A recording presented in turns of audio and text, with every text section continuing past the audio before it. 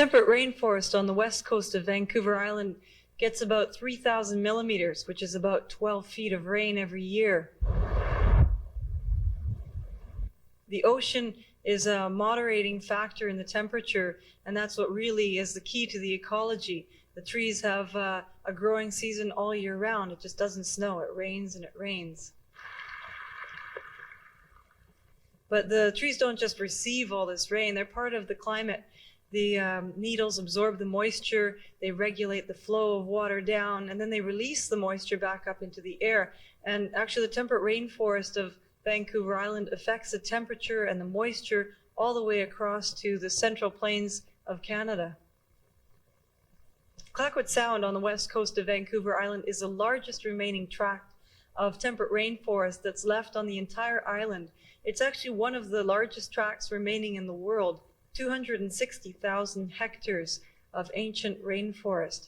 And it's characterized by these wonderful inlets and beautiful islands, and these fjords. It's a gorgeous place, and it's very rare now. Unfortunately, in most of the world, we've managed to devastate most of the temperate rainforest.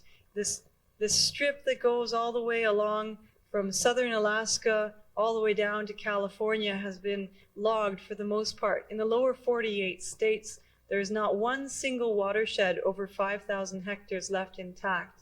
Unfortunately, in Clayoquot Sound, we have 3 out of the 6 remaining intact watersheds of the entire Vancouver Island. Meares Island, we consider this island to be the jewel of Clayoquot Sound. It's a huge mountainous island. It's got beautiful estuaries where the salmon swim up and spawn. And the mountains in the background are destined for logging under a new government plan, which was released in April of 1993.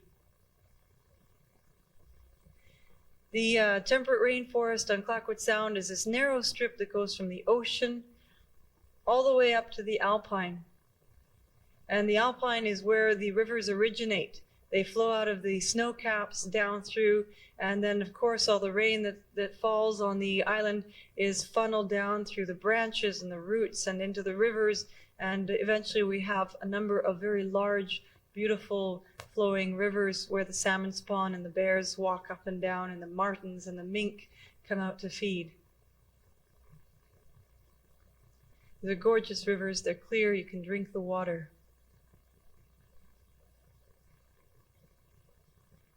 This is the alpine of Clayoquot Sound in Strathcona Park. So what is a temperate ancient rainforest? Well, they truly are ancient rainforests. They've taken 10,000 years to evolve, but they're not all old trees. Some of the trees are 300 years old, some of them are up to 1,500 years old, but they're also trees that are seedlings, just beginning. There's never a period where all of the trees die off at one time and then all the trees grow up to be even-aged. It's characterized by uneven-aged trees, and this is part of the natural cycle of the ancient temperate rainforest. The dominant tree species are spruce and hemlock and red cedar. And unlike the tropical rainforest, which we've heard a lot about, the biodiversity, the incredible forms of life are not concentrated way up in the canopy, but right down on the forest floor. So if you look at this photograph, you can see that there's an incredible biomass just because the trees are so huge, but the majority of life in this photograph is where the man is standing, right on the forest floor and in the soil itself. So when you hear, but we replant the trees as being an excuse for cutting down the forest, just remember that unless you can replace the forest floor and all the plants and all the insects and all the fungi that are on the forest floor, you have not replaced the forest. The forest is concentrated down on the floor. Vancouver Island is on the west coast of British Columbia. And what you can see colored in on this map here is a little parcel the government has given to a logging company called McMillan Bloedel. This is one of their tree farm licenses in which they have the rights to log. This area colored in is 1 million acres Macmillan Bloedel bought the rights to log it in 1958 for $30,000. Not very much. A lot of people could have swung $30,000 in 1958, but the public doesn't have the same sort of cozy relationship with the government that the companies do. Clayoquot Sound is about 1/5 of this whole tree farm license within the cutting rights of Macmillan Bloedel.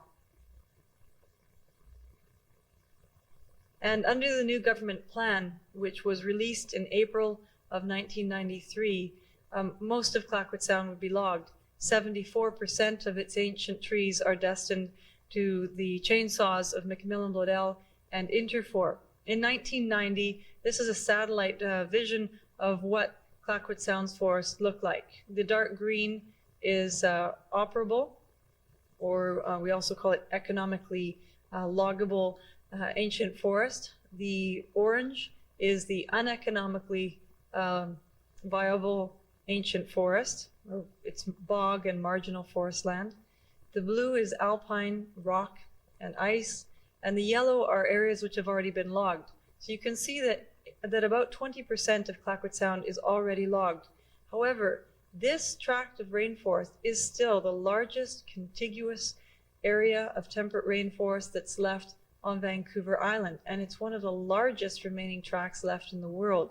So it's very important. The remaining green and orange there is very important for the perpetuation of biodiversity in the temperate rainforest.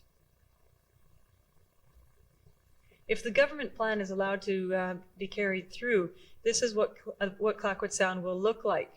The areas which the government has protected under the new plan are the marginal forest areas in orange, the area in the upper right, which is the Meares watershed, which is green and orange. It's a partially viable, partially non-viably loggable forest, and the vast majority of Clayoquot Sound will be logged. And what is the context for logging in Clayoquot Sound and on Vancouver Island? Well, we've had some of the worst logging practices to be found anywhere in the world. Our government released a study 3 years ago stating that we lose $80 million every year due to soil erosion because of clear-cut logging. And you can just see that this mountainside is eroding away. Without the soil, no trees will grow. There will be no forest again. And clear-cuts expose entire mountainsides like this to 12 feet of rain a year. We call it the sandbox theory.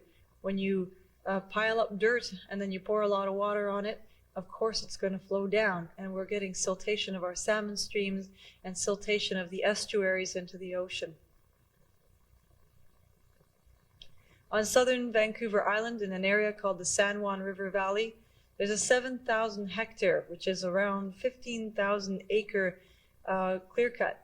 We don't have regulations about logging in British Columbia. All we have are guidelines. So the clear-cuts can be any size that the companies decide or that the government decides is okay. This clear-cut is perfectly legal.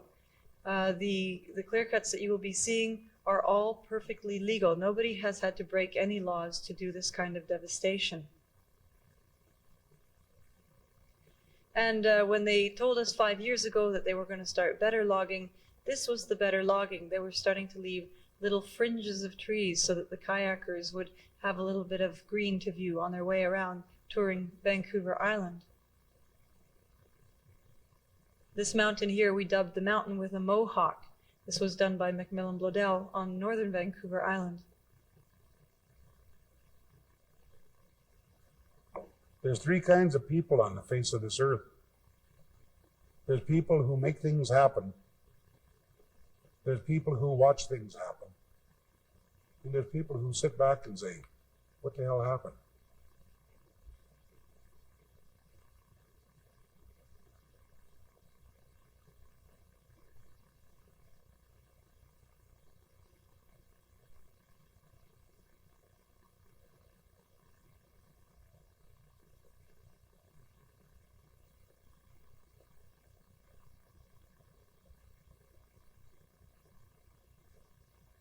Our people, our old people, when we lose them, we lose a great part of our past.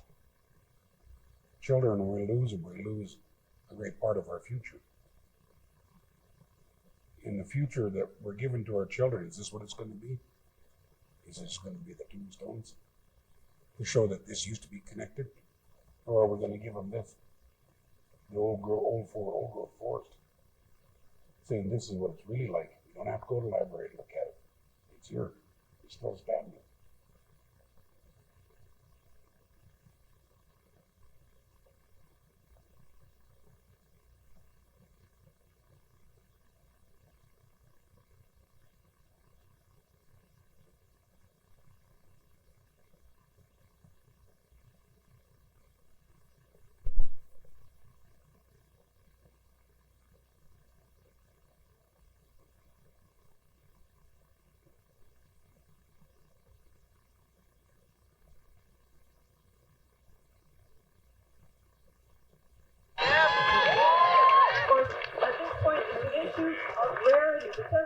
We can save Clayoquot Sound, we can. I know we can. I'm sure we can. Clear cutting that's going on in Clayoquot Sound is a crime.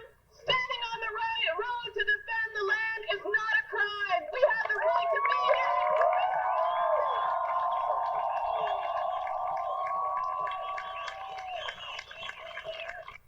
And people have just become so frustrated. We have no laws around forestry that we can take the companies to court. It's supposed to be public forest land, and yet we have no say in what happens. The companies have ultimately 100% more rights in the forest than we have. And so we've taken to blockading the roads. And this year, in July 6th of 1993, we started blockading the Kennedy River Bridge, which is the main access point to the logging in Clayoquot Sound. You should be off the road before the vehicle stops. The only hope. We're not going to give up.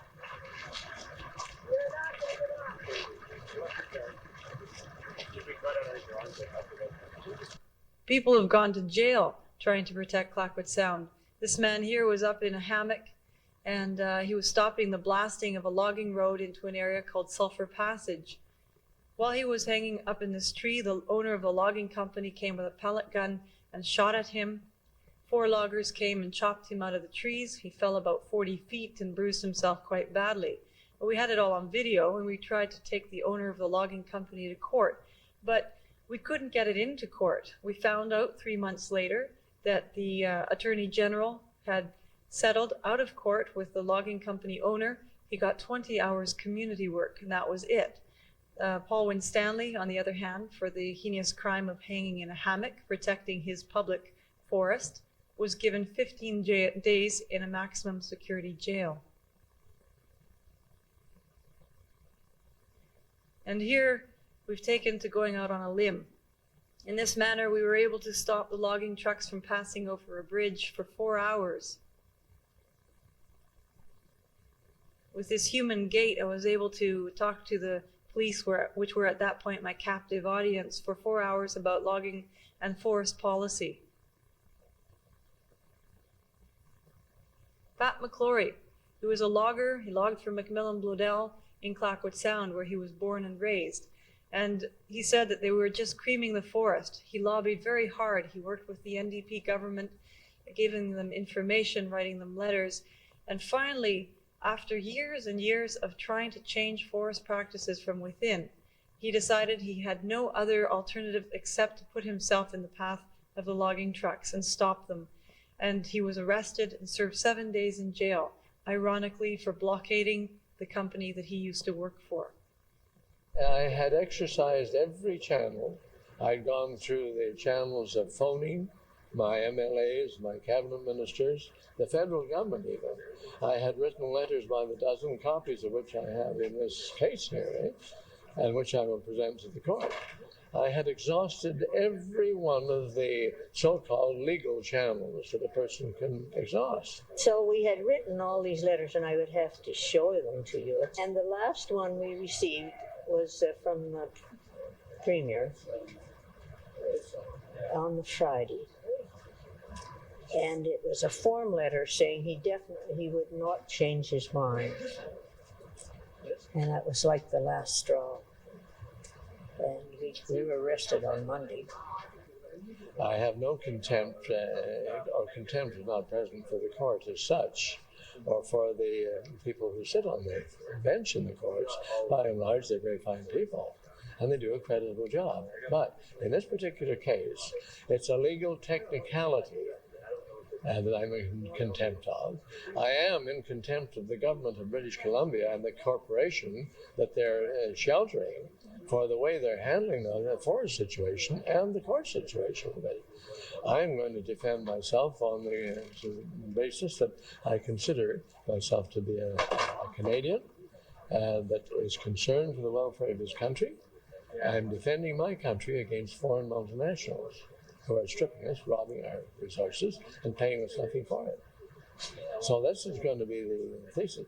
They're practicing the worst possible forestry imaginable and claiming to be doing the best. You can't make it happen.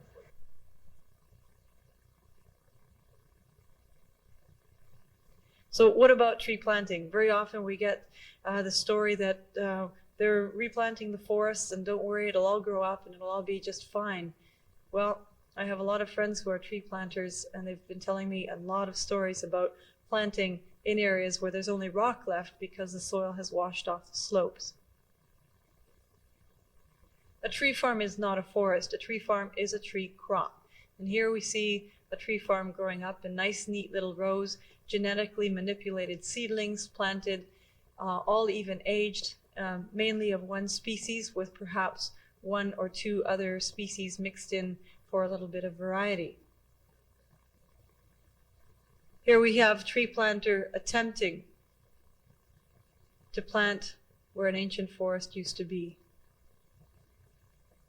But the way that a forest naturally regenerates in the temperate ecology is that one tree will grow old, die, fall over, and start to rot. And in a very acidic soil, this is essential. The rotting tree trunk provides the organic matter in which almost all the trees in a temperate rainforest usually grow. And here you can see the roots of two trees grasping around the trunk of a fallen tree. We call these dead trees the nurse logs, and that's the natural way that the forest replenishes itself. And this is what an old growth forest is. It's a carpet, extensive, contiguous, of ancient trees that have over the last 10,000 years managed perfectly well to perpetuate themselves. This is the Meares River. If it hadn't been for blockades in 1988, this area would already be logged. And fortunately, due to the efforts of the environmentalists in Clayoquot Sound, this area has been saved. It is now protected. And the Meares River and the Meares watershed is now an area which we can have in perpetuity. We know that it's protected. The temperate rainforests perform such an incredible function. They moderate the flow of water. 12 feet of rain every year hits those mountainsides, hits the needles and the trunks of the trees. The water flows down to the ground and is released gently into the streams, small streams first, flowing into larger streams and flowing into ever larger rivers. And that is the lifeblood of the forest, the water flowing through the consistently moist temperature, the coolness inside of a forest. It's what provides the forest with this incredible abundance of life and of beauty. The ferns, the small flowers, the various types of lichens and fungi, which are an essential part of the process in the forest. They survive on the moisture. That moisture is the temperate rainforest. It is a rainforest because it is able to deal with the rain. Native people, the Nuu-chah-nulth people in Clayoquot Sound, have been living there for at least 5,000 years in the forest, using the forest, building their homes, building their canoes, building their ropes and their entire lives around the cedar tree, almost entirely around the cedar. And for 5,000 years, they never clear-cut Clayoquot Sound. For 5,000 years, they survived in harmony with the forest. And now, since white contact, in the last 25 years, we've managed to wipe out 20% of Clayoquot Sound's ancient forest. We also, since white contact, were able to wipe out 90% of the native people themselves. Their population went from 10,000 down to 1,000 today. The forest industry is an old industry. The ones that are destroying Article Creek are now in British Columbia destroying Vancouver's Island. Clayoquot Sound. It's the same dynasty. It's the same legacy. Clear cutting. We're asked, what was clear cutting like in Washington State? We said it looks like a bomb hit it. They said if the bomb hit Washington State, what does British Columbia look like? That's the epicenter. It's horrible. It's the taking of the salmon habitat. It's the taking of the salmon populations today away from the multiple factor that they would have tomorrow. I'm not ashamed to say my heart bleeds for the world around me. I'm really not. We live on less than 0.5% of the total land base in Tlaoquiaht Sound. Less than 0.5% in Tlaoquiaht Sound. But we represent almost 50% of the population in Tlaoquiaht Sound. How do we sustain ourselves on such a sparse and limited land in our own territories? How can Premier Harcourt justify and rationalize to you people that that's sustainable? It's the issue of ownership of all of the lands and the waters and the resources in Tlaoquiaht Sound has yet to be determined until such time formal, honorable, and just treaties are negotiated with our First Nations. The challenge is not on the government, it's on the people, because only the people empower politicians.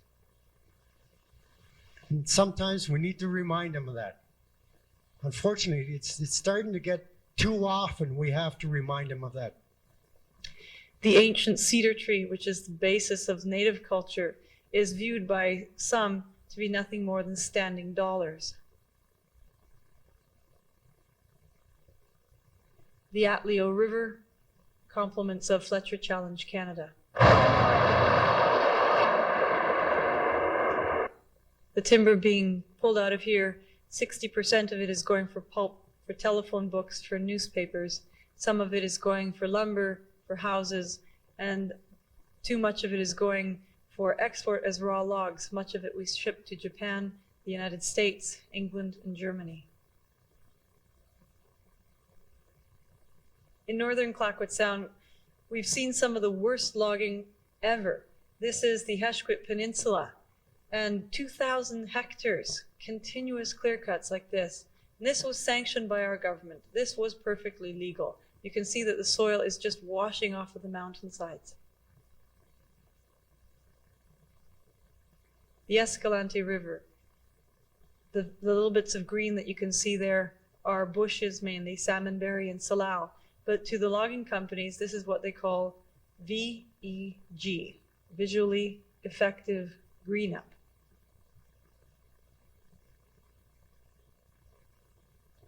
Interfor, a newcomer to Clayoquot Sound, a company which bought out Fletcher Challenge, said that they were going to practice the best logging we'd ever seen. Well, the first logging that they did was up here in the Escalante River, where they logged right up to a Class 1 salmon stream. This isn't supposed to happen, but it happened.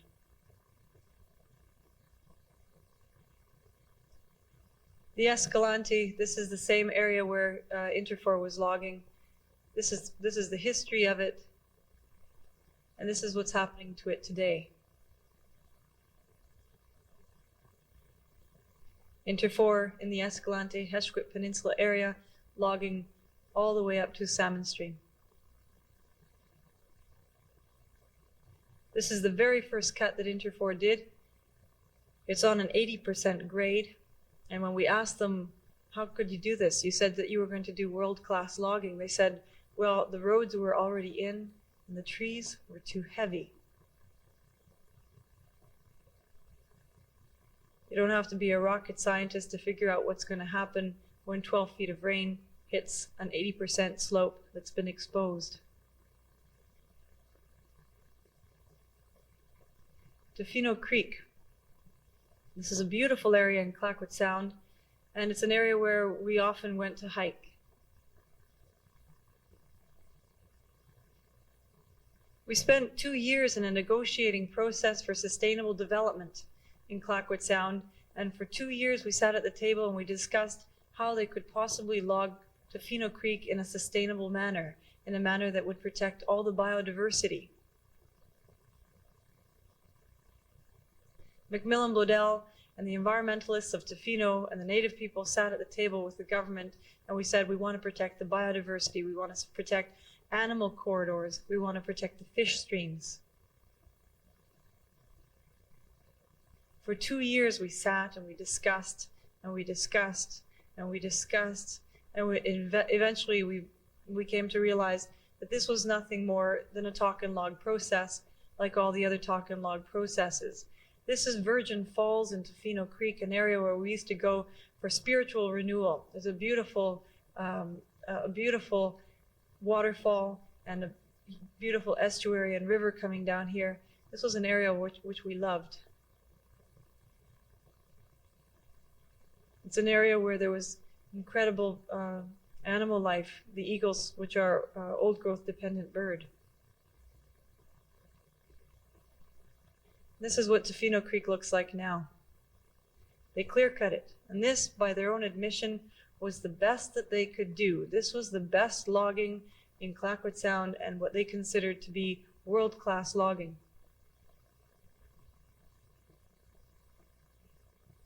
This is what Virgin Falls looks like now. This is the best that Macmillan Bloedel said that they can do.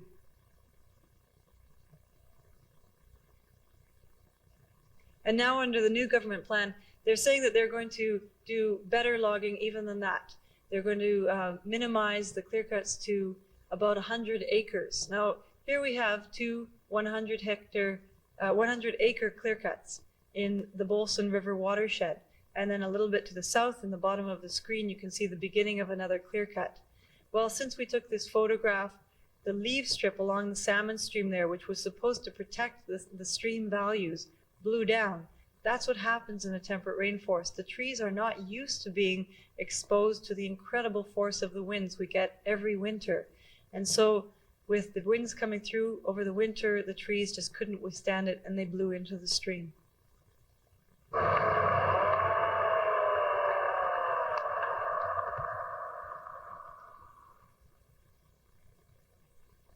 Now, mechanization has been a major factor in the whole discussion around forestry in Clayoquot Sound.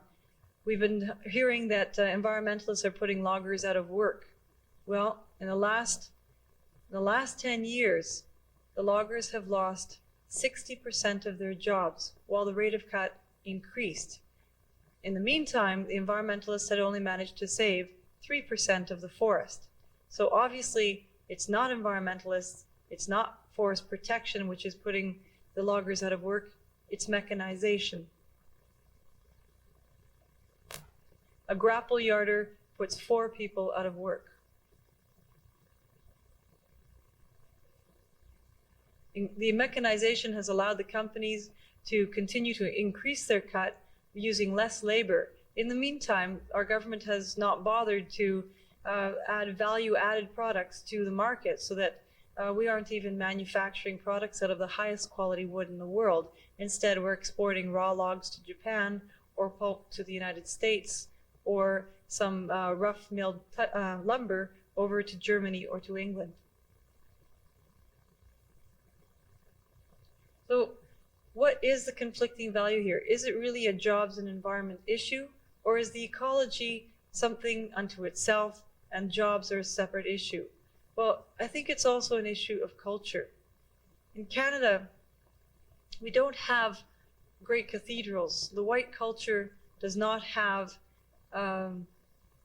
incredible paintings or a history of literature. What we have is wilderness, or that's what we think we have. And it's diminishing very quickly. What we have now are totems to our culture, which is the wilderness. The Canadian psyche is formulated around the whole idea of the great white north of the wilderness, of the forest. There are essays written on Canadian literature and how much it has to do with the wilderness and the struggle to survive in the forest that we came to. That is what the white Canadian culture has as a basis for being, a unifying factor in our culture.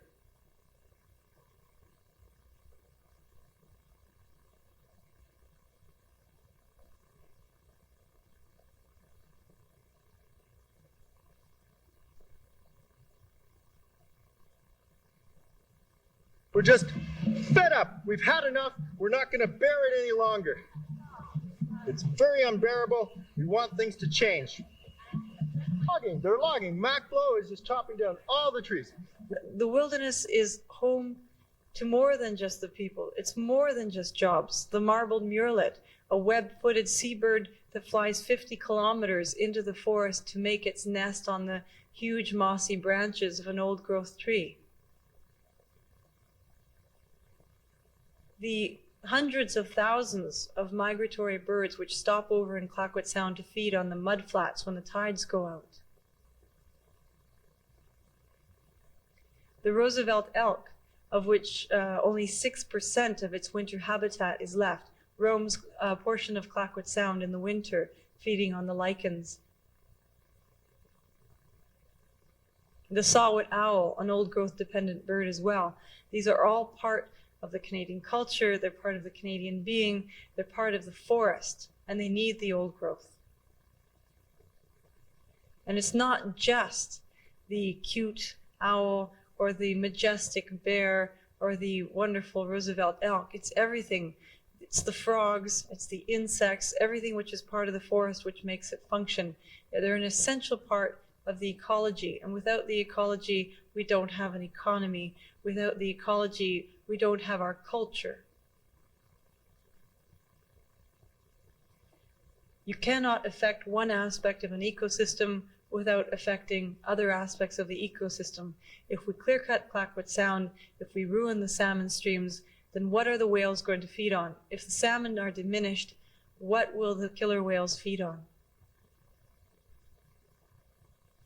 We are fortunate to have still wild places where the black bears roam, where the Roosevelt elk takes the trails along the stream side, feeding on the lichen that's growing on the ancient trees, where the mink and the otter will roam, where you can sit and you can be tranquil. We're fortunate to have that still. Where the ancient trees can grow to be 1,500 years old, where the artistry of nature is allowed to fulfill itself entirely. So what we're doing to Canada is madness, and it isn't, what we're doing isn't sustainable by any stretch of anybody's imagination. So that's why I'm here, and of course I'm concerned over the what we're leaving behind, and also that we're looking at systems collapse from misuse and overuse. It's part of our future. Yeah, it's our future. Yeah, we should have choices about our own future. And just because we're 14 doesn't mean we can't make our own decisions, things like that. We know what's right and what's wrong. We're not stupid. This is our fortune. There are places in this world where this is just part of fables, where this is part of fantasy, where they don't have the opportunity to walk into their backyard and see ancient forests, where they can see a bear, where they can see an eagle fly out of its nest. For most people in this world, that is part of fantasy. And for us, it's still a reality, and we must protect it. It's essential that we protect the integrity of the temperate rainforest ecology. And Clayoquot Sound is the last area left on Vancouver Island big enough to keep this forest, big enough to protect the ecology of the temperate rainforest.